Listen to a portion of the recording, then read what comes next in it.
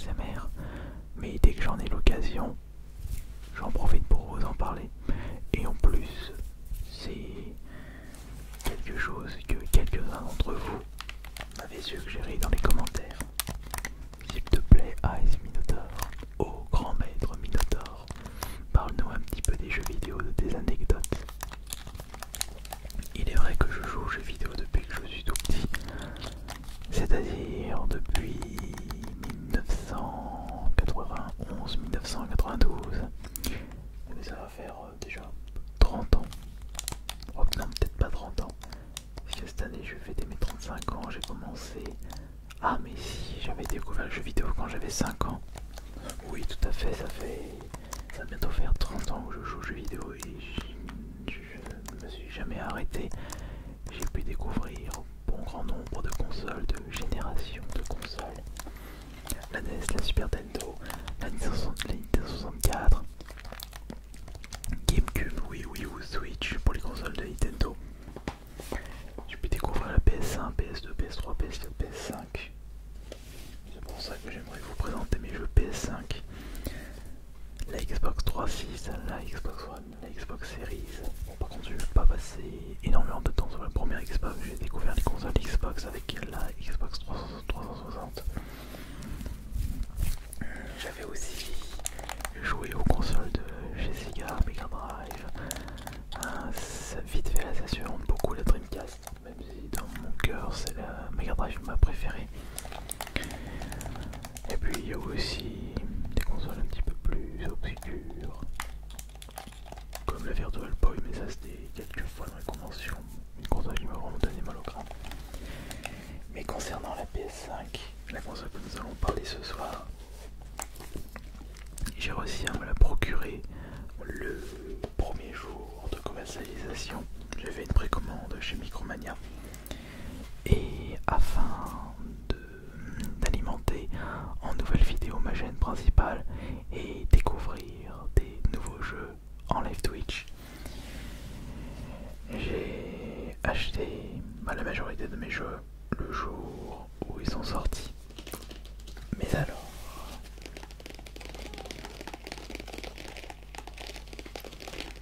quels sont ces fameux jeux?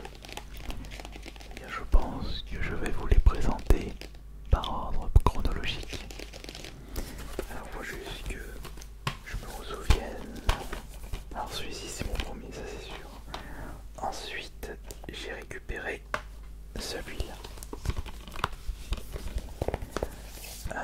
Ça, c'est mon deuxième. Par contre, j'ai un grand doute pour le suivant.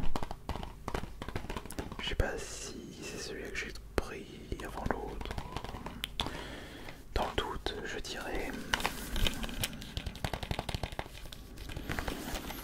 Dans le doute, je dirais... ça ou... Je dirais ça. Après, c'est celui-là, celui-ci et le dernier, celui-ci. Alors, quel a été mon premier jeu de la PS5? Eh bien, il s'agit d'un remake pardon, exclusif à la PS5 et un jeu qui n'était pas sorti sur la PS4. C'est d'ailleurs le premier blockbuster et on appelle ça justement un jeu vitrine. C'est-à-dire un gros blockbuster sortant en même temps que la console afin de mettre en avant cette nouvelle console de chez Sony. C'est Demon's Souls, un jeu qui était sorti de base sur PS3 que je n'avais pas pu faire à l'époque. Et c'est en fait un jeu de chez From Software, réputé pour sa difficulté. Un jeu dans une ambiance, je dirais, médiévale, fantasy, dark fantasy. Parce que il est quand même assez sombre. Pour ceux qui ne savent pas, il s'agit d'un action RPG où votre moindre erreur peut vous être fatale. Vous trébuchez dans le vide, vous êtes game over. Même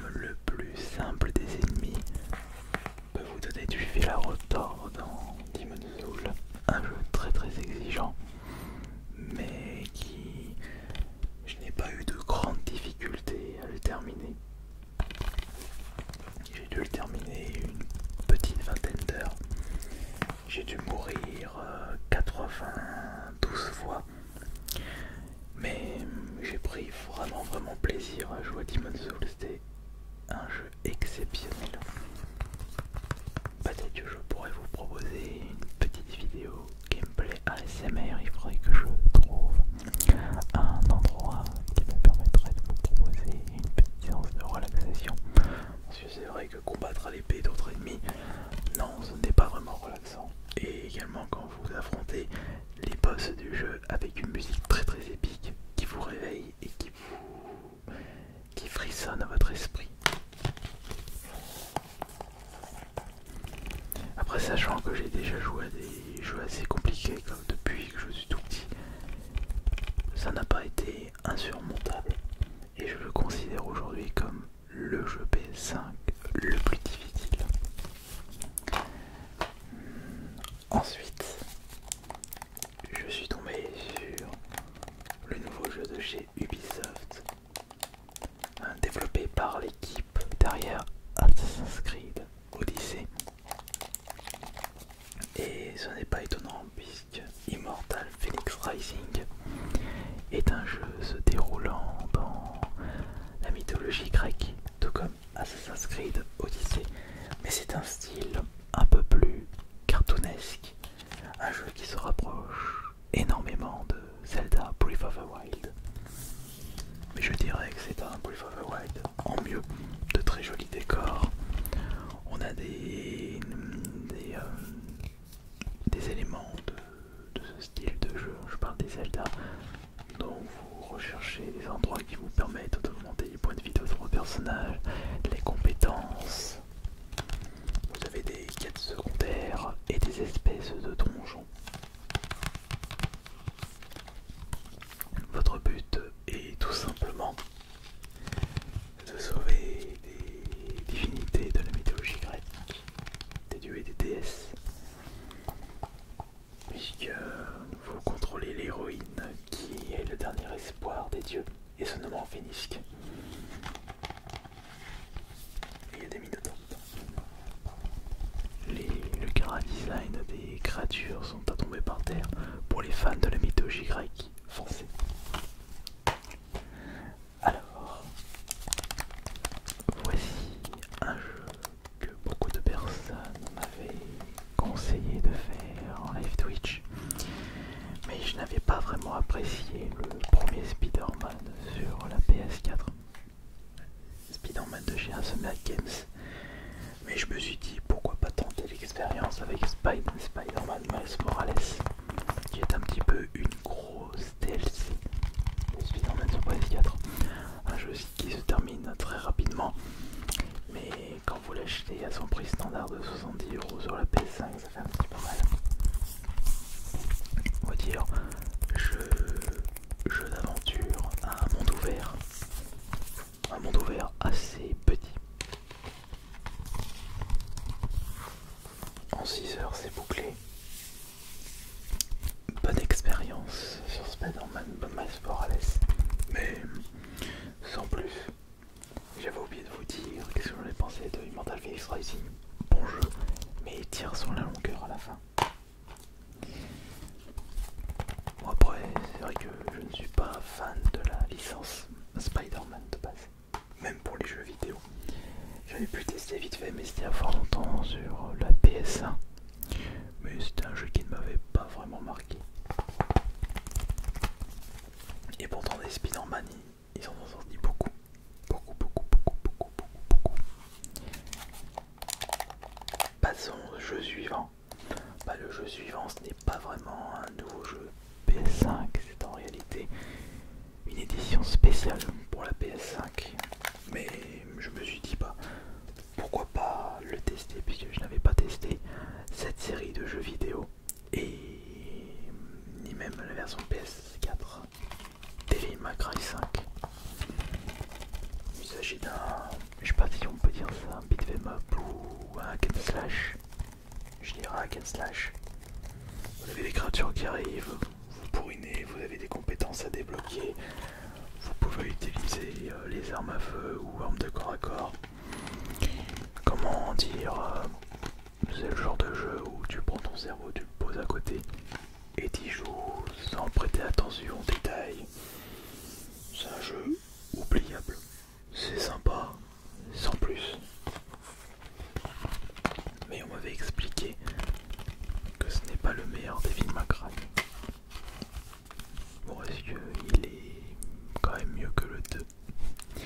ça parce que le 2 il est quand même réputé d'être... Enfin il a la réputation d'être assez dégueu.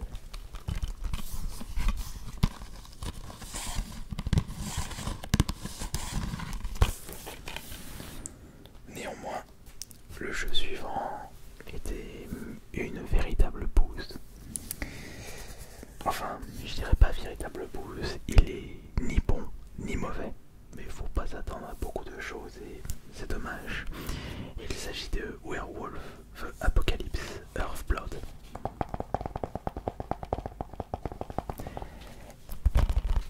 Mais ce qui est bien avec ce jeu, c'est que le trailer a pu me faire découvrir un bon groupe de métal. C'est Alien Weaponry avec la musique de leur clip qui fait partie de l'OST. On entend même cette musique dans les menus de Werewolf. C'est un jeu, t'as l'impression qu'ils l'ont sorti en fin de vie de la PS3, voire même le Demon's Souls de la PS3 était quand même plus beau que celui-ci, pour vous donner un ordre d'idée.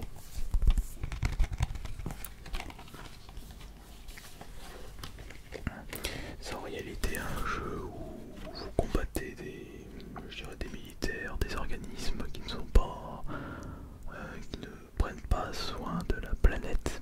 Ça fait un petit peu écologiste, qui s'attaquent aux pollueurs de la planète.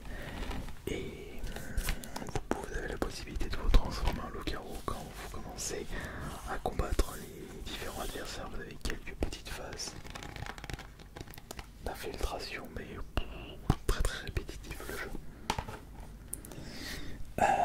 Maintenant, on va passer à une superbe découverte.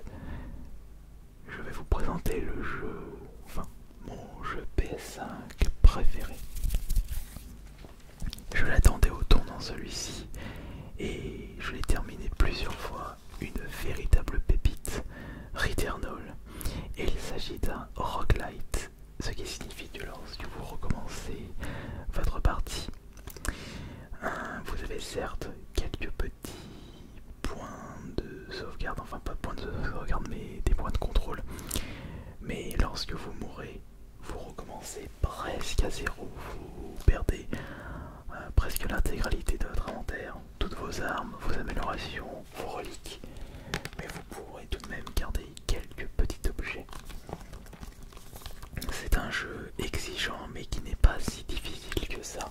Une ambiance à vous couper le souffle, je dirais un mélange de Dead Space et de Metroid Prime.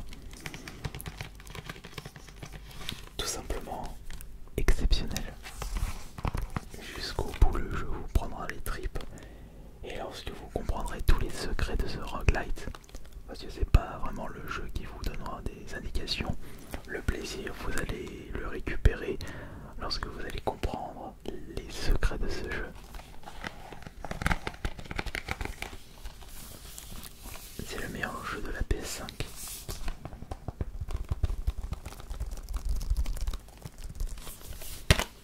On va dire un peu dans le style Lovecraftien pour les créatures, un peu tentaculaires, monstres sortis des abysses marins, un peu dans ce style-là. L'avant-dernier jeu de ma collection PS5 est issu d'une série ultra célèbre des jeux vidéo et l'une de mes séries de jeux vidéo préférées. J'appelle à la barre Resident Evil Village, le 8e opus, si on ne compte pas les spin-offs évidemment, sur la trame principale. Si je devrais vous résumer ce jeu, ce serait le 7 en mieux.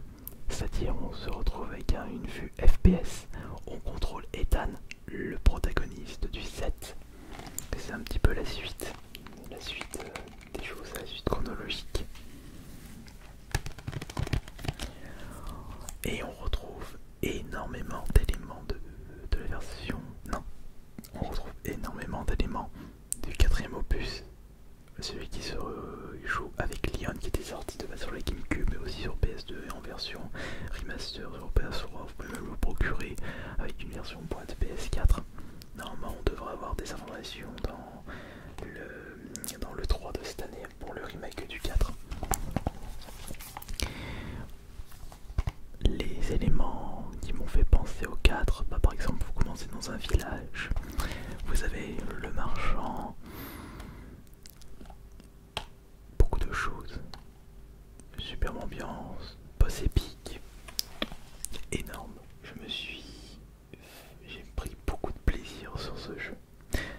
suis fan des Resident Evil. Enfin, il y a peut-être le 6 que je n'ai pas apprécié, mais si on prend en compte le 1, le 0, le 2, le 3, même les versions d'origine et les remakes, le Code Veronica qui était tout simplement énorme, Code Veronica était exceptionnel, le 4 on n'en parle pas, le 5 bien, le 6 est le seul auquel je n'ai pas vraiment apprécié, le 7 très bien, le 8 aussi, et si on prend les spin-offs, bah non, je n'ai pas vraiment pris plaisir sur un spin-off. On va oublier la version Game Boy Color, Gaiden qui est une bouse. J'ai pu tester Opération Raccoon City, vraiment pas fou. Non, il était nul, j'ai même pas terminé. Survivor, j'ai pas été attiré. Dead Aim, je l'ai pas fait. Et il y avait aussi Resident Evil, Outbreak sur la PS2, le 1 et le 2. Non, ça je les ai pas appréciés. Parce que ça ce n'est pas assez proche d'un vrai Resident Evil. Et pour terminer cette vidéo, je vais vous présenter mon dernier jeu PS5. Un jeu que je me suis procuré aujourd'hui, au moment où je tourne cette vidéo.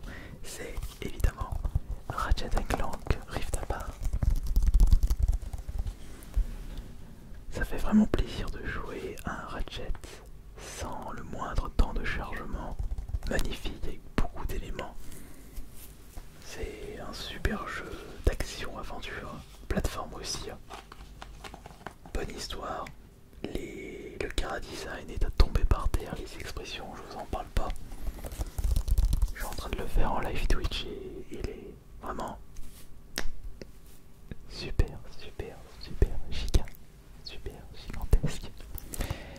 Et d'ailleurs, en observant mes différents jeux PS5, je suis en train de me demander quel jeu je pourrais vous proposer un gameplay ASMR. Ah, Demon's Souls, Immortal Phoenix Rising, Spider-Man, Returnal, Resident Evil Village. Ce sont de clients potentiels. À vous de me le dire dans les commentaires. Sur ce, j'espère que cette petite vidéo qui sort de l'ordinaire vous aura plu. Et on se dit à demain pour l'ouverture de cartes